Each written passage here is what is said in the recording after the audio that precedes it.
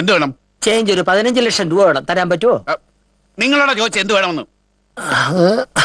ആ മുടിയൊക്കെ കഴിച്ചിരിക്കണ ആര്? സാറിന്റെ 5 ഞാൻ ഉദ്ദേശിച്ച് സാറിന്റെ സ്റ്റെപ്പിനുകളിൽ 5ാമത്തെ ആണോന്നാ. അനാവശ്യം പറയുന്നോടോ. എടോ അതിന്റെ സെക്രട്ടറിയാ. ഞങ്ങളെ ഒരു സീരിയസ് ഡിസ്കഷൻ അല്ല, അത് സാറിന്റെ ജോയിന്റ് സെക്രട്ടറി ആണോ ഡെപ്യൂട്ടി സെക്രട്ടറി ആണോ അത് അണ്ടർ സെക്രട്ടറി ആണോ? ഡിസ്കഷൻ കഴിഞ്ഞ് ചർച്ച ചൂട് പിടിച്ച് നടക്കുകയാണല്ലേ? എടോ തെമ്മാടി, പാറയിൽ സുകുമാരന്റെ മുമ്പിൽ ഇതുവരെ ആരും നീണ്ടു ഒന്നും സംസാരിച്ചിട്ടില്ല. സാറിന് നൂന്ന് നിക്കാൻ സമയം കാണൂല. പക്ഷെ പോലീസുകാരനായി എനിക്ക് നൂന്ന് നിക്കാം. സുകുമാരോട് തർക്കുത്തരം പറയുന്നോടെ തെണ്ടി. സുകുമാര കൈ ഉയർത്താം, പക്ഷെ ലക്ഷ്യത്തിൽ കൊള്ളുന്ന ഉറപ്പുണ്ടെങ്കിൽ മാത്രമേ അടിക്കാവൂ. ഇതുപോലുള്ള തടസ്സങ്ങൾ ഉണ്ടാവരുത്. സുന്ദര, ഐറ്റത്തെ പോയി പിടിക്ക്. ശരീരത്തിൽ വല്ല പപ്പും മൂടി ഉണ്ടോ നോക്കണേ. നീ കയ്യോങ്ങിയതേ നിന്റെ മറ്റേടത്തെ വാച്ച്മാന്റെ അടുത്തല്ല, പോലീസുകാരനോടാ. സൂക്ഷിക്കണം. സാറേ ആനപ്പറ ലൈലേ ഇങ്ങോട്ട് മാറിയിക്കടേ. നിങ്ങളുടെ ഒരു ഫാമിലി ഫോട്ടോ. രാഷ്ട്രീയക്കാരനല്ലേ, ഏത് സമയത്ത് വേണമെങ്കിലും വാക്കും കാലും മാറാം. ഇരിക്കട്ടെ ഒരു തെളിവിന്. അനുവാദം ചോദിക്കാതെ എന്റെ ഫ്ലാറ്റിൽ കയറി അനാവശ്യം കാണിച്ചുണ്ടല്ലോ. നിന്റെ രണ്ടിനെ തൊപ്പി ചേർപ്പിക്കും. ഞാൻ ആരാണെന്ന് അറിയാണോ?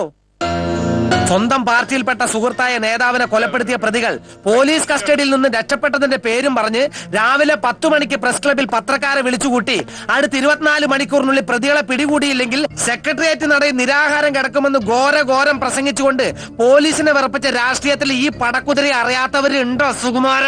സെക്രട്ടേറിയറ്റിന്റെ നടയിൽ നിരാഹാരം കിടക്കും എന്ന് പറഞ്ഞ എല്ലാവന്റെ കിടപ്പ് സെക്രട്ടറിയുടെ നടയിൽ. അതെന്ത് ഇവിടെ വർക്കിന്റെ ഗുണം. സൂക്ഷിച്ച് സംസാരിക്കണം. രാഷ്ട്രീയക്കാരോടുള്ള പോലീസുകാരന്റെ കളി വേണ്ട. ഗദർമുണ്ട് ഷർട്ടും ധരിച്ചാൽ രാഷ്ട്രീയക്കാരനായെന്നുള്ള വിചാരം ഉണ്ടെങ്കിൽ പറഞ്ഞോ സുകുമാര.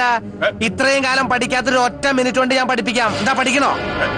ഉന്നാര മകൻ മാധവൻ ഞങ്ങളുടെ തറവാട്ടിലുണ്ട്. സ്വന്തം രാഷ്ട്രീയ ഭാവിക്ക് വേണ്ടി ശത്രുവിനെ കൊല്ലാൻ മകന് കൊട്ടേഷൻ ഏൽപ്പിച്ച ഈ അച്ഛന്റെ കഥ മാധവൻ പറഞ്ഞു. ഇല്ല, ഞാൻ അവനെ ഒന്നും ഏൽപ്പിച്ചിട്ടില്ലല്ലോ. മാധവൻ അല്ലെങ്കിൽ പിന്നെ ആരാടാ?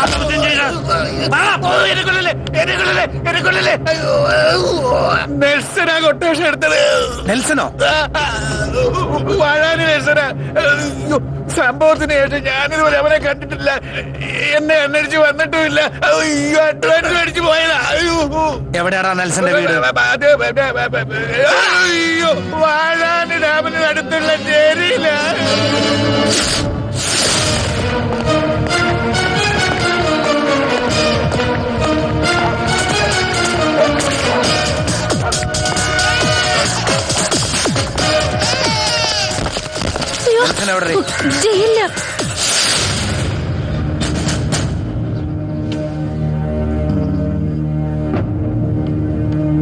അവനെപ്പോഴും ഇവിടെ തന്നെ. കുംഭകർണന്റെ ഉറക്കം പോലെ 6 മാസം ഇവിടെ, 6 മാസം പുറത്ത്. കിട്ടി. സെപ്റ്റംബർ 14 നെൽസനെ കൊണ്ടുവന്നത്. ആ സ്ഥിതിക്ക് പോലീസുകാർ അതിന്റെ തലേന്നാള്, അതായത് സെപ്റ്റംബർ 13 അവനെ പൊക്കിട്ടുണ്ടാവും. ഈ കൃഷ്ണകുമാർ കൊല്ലപ്പെട്ടെന്ന് സെപ്റ്റംബർ 15. ഓ, 15 പിന്നെ നെൽസൺ അല്ല, വേറെ ആരെങ്കിലും ആയിരിക്കും. Okay sir, thank you very much. It's okay.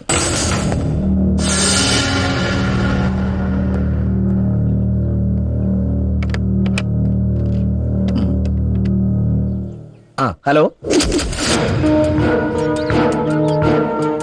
അഴിക്കും തോറും മുറുകുന്ന വല പോലെയാണ് ഈ കേസ്. നെയ്തവനെ കൊണ്ട് തന്നെ അഴിച്ചെടുക്കണം. എന്നാലേ കെട്ടഴിയൂ. കാരണം ആ കെട്ടിന്റെ സൂത്രപ്പണി അവനെ അറിയൂ. ആ ദൗത്യമാണ് എനിക്ക് നിങ്ങൾക്കുള്ളത്. ഈ താക്കോൽ കൂട്ടം ഇതിനു മുമ്പ് എപ്പോഴെങ്കിലും കണ്ടതായി ഓർക്കുന്നുണ്ടോ? കൊല്ലപ്പെട്ട ജസ്റ്റിസ് രാഘവമേനോന്റെ വീട്ടിൽ നിന്ന് കിട്ടിയതാണ് ഈ താക്കോൽ കൂട്ടം. ഇത് നിങ്ങളുടെ കയ്യിൽ നിന്ന് വീണുപോയതാണെന്ന് ഞാൻ വിശ്വസിക്കുന്നു. ഇങ്ങനെ ഒരു താക്കോലിനെ കുറിച്ച് ഞങ്ങൾക്ക് ആർക്കും അറിയില്ല സാർ. ഇല്ലെങ്കിൽ പിന്നെ നിങ്ങൾ എങ്ങനെ അകത്ത് കയറി? ഞങ്ങൾ അവിടെ ചെല്ലുമ്പോ ജഡ്ജിയുടെ വീടിന് മുൻവാതിൽ തുറന്നു കിടക്കായിരുന്നു. അങ്ങനെയാണെങ്കിൽ ഈ താക്കോലിന് മറ്റൊരു അവകാശം കൂടിയുണ്ട്. അതാര്? സാർ, ഒരു സംശയമുണ്ട്. കൊല നടത്തിയ ആളുടെ ഉദ്ദേശം കളവാണെങ്കിലോ? ഇന്നലത്തെ പത്രത്തിലൊരു വാർത്ത ഉണ്ടായിരുന്നു. ആലുവയിൽ നിന്ന് പോലീസ് പിടികൂടിയ താക്കോൽ ചേറു എന്നൊരു കള്ളനെ കുറിച്ച്. ഞാനും വായിച്ചിരുന്നു. എങ്കിലും ഒരു പക്ഷേ ഈ താക്കോൽ ചേറുവിന്റേതായിക്കൂടെ സാർ? ആവാലോ. കൊലപാതകത്തിന് പിന്നിൽ കളവിന് വന്ന ചേറു തന്നെ ആവാം.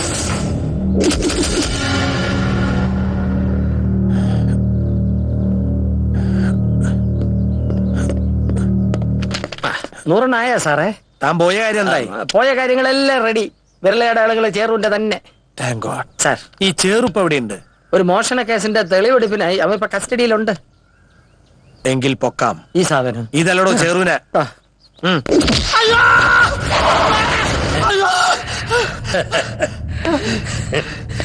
സാറേ ഇത് എന്തിന് മീശ അത് ആലിന്റെ സാറേന്ന് നീ വിളിച്ചത് എന്തൊരർത്ഥത്തില്? സാറെന്താണോ ഉദ്ദേശിച്ചത് അത് തന്നെയാണ് ഞാൻ ഉദ്ദേശിച്ചത്. കേട്ടല്ലേ? അമ്മേനെ കൊല്ലലെന്നോ? ലോകത്ത് എന്ത് കേസ് വേണമെങ്കിലും എന്റെ മേലെ കെട്ടിവെച്ചോളൂ സാറേ. അമേരിക്കയിലെ വേൾഡ് ട്രേഡ് സെന്റർ വിമാനം കൊണ്ട് ഇടിച്ച് തകർത്തത് നീയാണ്. അതെ, അത് ഞാനാണ്. ആ അതേന്ന് കേട്ടല്ലേ? സത്യം പറയാൻ തുടങ്ങി. ഇനി സാറ് മണിമണിയായിട്ട് ചോദ്യങ്ങൾ ചോദിക്കണം. ഉത്തരം പറയും. സത്യം പറഞ്ഞ ചെറുവിനെ ഞങ്ങൾ ജയിലിലേക്ക് അയക്കും. സത്യം പറഞ്ഞില്ലെങ്കിൽ പരലോകത്തേക്ക് അയക്കും. ഇതിലേത് വേണമെന്ന് ചെറുവിന് തീരുമാനിക്കാം. ഈ താക്കോൽ കൂട്ടാരുടേതാ. ആ കൊല്ലപ്പെട്ട ജഡ്ജിയുടെ വീട്ടില് ചെറു എന്തിനാ പോയത്? കളവ് നടത്താനോ അതോ കൊലപാതകം ചെയ്യാനോ? ഞാൻ പോയില്ല കാര്യം ശരിയാ.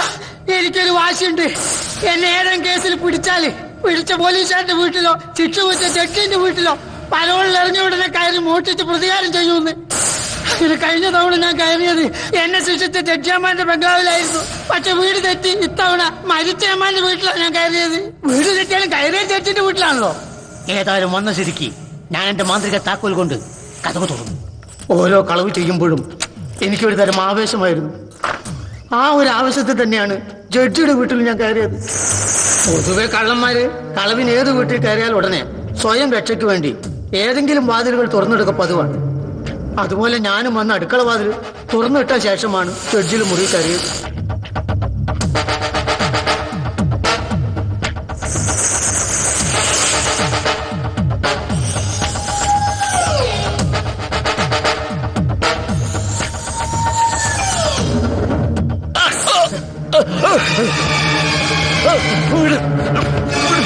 എന്നെ ഞെട്ടിച്ചുകൊണ്ട് ജഡ്ജിയമ്മാൻ ആരോ അപായപ്പെടുത്താൻ ശ്രമിക്കുന്നത് ഞാൻ കണ്ടു. അപകടം മണത്ത ഞാൻ പെട്ടെന്ന് അവിടെ നിന്ന് സ്ഥലം വിടുവാൻ തീരുമാനിച്ചു. സത്യമാണ് സാറന്മാരെ, ഇതിൽ കൂടുതൽ എനിക്ക് ഒന്നും അറിഞ്ഞൂടാ. ജസ്റ്റിസിന്റെ കൊലപാതകത്തിൽ ചെറുവിന് യാതൊരു പങ്കില്ലെന്ന് പറഞ്ഞ സ്ഥിതിക്ക് കൊലയാളിയെ കണ്ടാൽ ചെറുവിന് തിരിച്ചറിയാൻ കഴിയും. പ്രതിയെ സൂചിപ്പിക്കുന്ന അടയാളങ്ങളോ മറ്റോ? അറിയില്ല സാർ, എനിക്കൊന്നും അറിയില്ല. ഒന്നും ഓർമ്മയില്ല. സാർ കാര്യങ്ങളൊന്ന് കലങ്ങി തെളിയുന്നത് വരെ ഈ താക്കോൽ ചേർ നമ്മുടെ പൂട്ടിനകത്തിരിക്കട്ടെ.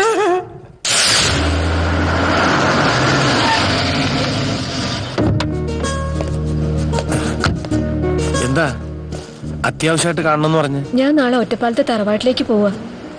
മിക്കവാറും ഞാൻ ഇനി കൊച്ചിയിലേക്ക് തിരിച്ചു വരാൻ സാധ്യതയില്ല. അതെന്താ ഇത്ര പെട്ടെന്നൊരു തീരുമാനം? എന്റെ ലീവ് വേക്കൻസി കഴിഞ്ഞു. മറ്റൊരാൾക്ക് പകരക്കാരിയായിരുന്നു ഇത്രയും നാൾ.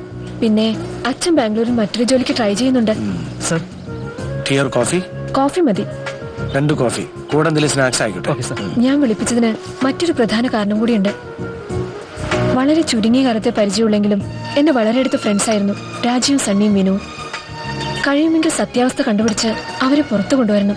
ഇതെന്റെ റിക്വസ്റ്റ് ആണ്. തീർച്ചയായിട്ടും ഏതാനും നാളുകൾക്കുള്ളിൽ യഥാർത്ഥ പ്രതികളെ പുറത്തു കൊണ്ടുവരാൻ കഴിയുമെന്നാണ് എന്റെ വിശ്വാസം. അവരെ കുറിച്ച് എന്തെങ്കിലും? അവരെന്റെ കസ്റ്റഡിയിലുണ്ട്. റിയലി? എനിക്ക് അവരെ ഒന്ന് കാണാൻ കഴിയോ? Of course. വേണമെങ്കിൽ രാധികയുടെ യാത്രയപ്പിന് ഞാൻ അവരെയും കൂട്ടി വരാം. ഞങ്ങൾക്ക് തന്റെ മുത്തശ്ശി ഒന്ന് കാണാമല്ലോ. വിരോധമൊന്നുമില്ലല്ലോ? ഓ, സന്തോഷമുള്ളൂ. എങ്കിൽ നാളെ നമ്മൾ ഒറ്റപ്പാലത്തെ തറവാട്ടിൽ ഒത്തുകൂടും.